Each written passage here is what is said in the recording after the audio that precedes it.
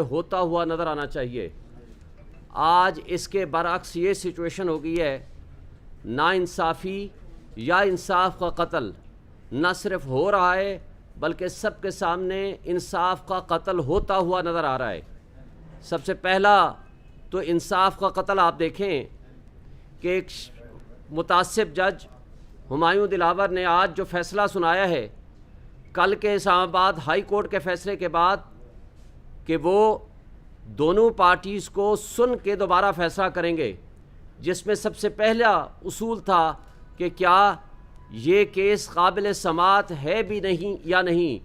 لیکن سب سے پہلا سوال تو یہ ہے کہ اسلام آباد ہائی کورٹ کے چیف جسٹس صاحب نے جو فیصلہ دیا وہ کیا آئین اور قانون کے مطابق تھا؟ وہ بھی غلط تھا، جس کو ہم نے آج چیلنج کر دیا ہے۔ جو شخص پہلے ہی اپنا مائنڈ ڈسکلوز کر چکا ہو اور 2 دفعہ فیصلہ کر چکا ہو، اور اس نے آج بھی اپنے فیصلے میں کہا ہے کہ 2 دفعہ جو میں قابل سماعت ہونے پہ فیصلہ دے چکا ہوں میں اسی پہ رلائے کرتا ہوں، یعنی ایک لائن کے اندر اس کے اوپر فیصلہ سنا دیا، تو کیا جسٹس عامر فاروق صاحب کو یہ کیس واپس ہمایوں دلاور کے پاس بھیجنا چاہیے تھا؟ بالکل نہیں۔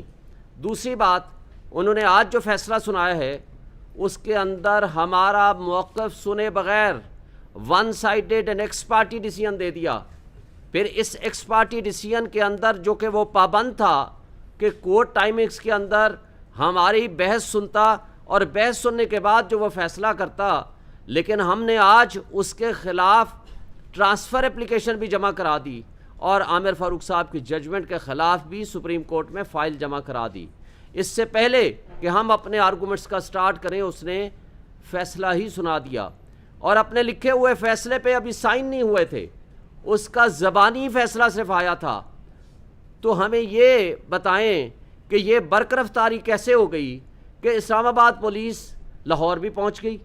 اس کا مطلب ہے ان کو پہلے سے پتہ تھا، اور اگر وہ نہیں پہنچی، جو کہ بظاہر لگتا ہے کہ وہ پہنچ چکی تھی، اگر وہ نہیں پہنچی تھی تو کس طریقے سے انہوں نے وہاں 5 منٹ کے اندر ان کی زمان پارک کے دروازے توڑ کے ان کی گرفتاری کر لی؟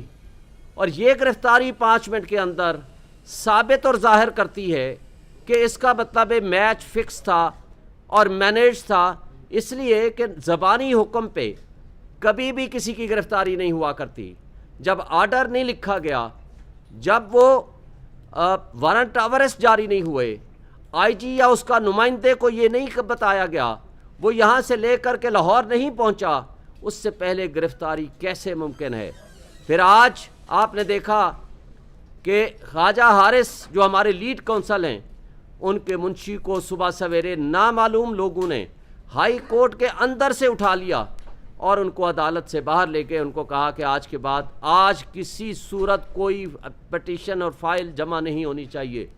پھر میں نے اپنے منشی کو بھیجا کہ وہ جا کر اس کی مدد کرے، پھر اس کو بھی اٹھا لیا، جس کو کچھ دیر بعد چھوڑ دیا دونوں کو۔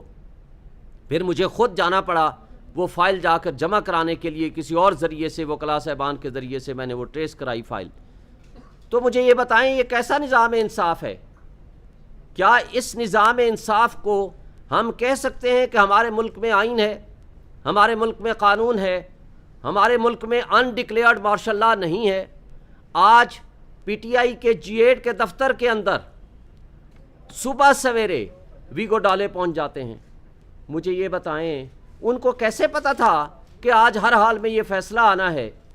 کیا ہمارے ہاں یہ نظام انصاف اور قانون کی حکمرانی ہے؟ کیا یہ آئین کی بالادستی کی بات ہے جو آج کی فاشسٹ حکومت، یہ جو پیپلز پارٹی اور مسلم لیگ نون اور JUIF جو آئین کی منا رہے تھے گولڈن جوبلی، ان کو چاہیے آئین کی برسی منائیں، اس لیے کہ آئین کو آپ نے معطل کر دیا۔ 8 مرتبہ گرفتاریاں ہو کے بھی عدالتوں کو سے لوگوں کو انصاف نہیں ملتا۔ پی ٹی آئی کے ورکرز کو کرش کیا جا رہا ہے، چادر چار دیواری کی پامالی ہو رہی ہے۔ میں اس کیس کے حوالے سے 2-3 منٹ اور بات کر کے اپنی بات ختم کروں گا کہ آج جو فیصلہ دیا ہے میرٹ آف دی کیس، آپ کو ایک بات صرف بتا دوں، جب آپ ہمارے گواہ نہیں آنے دیتے تو آپ کیسے کہتے ہو کہ ہم نے شواہد پیش نہیں کیے؟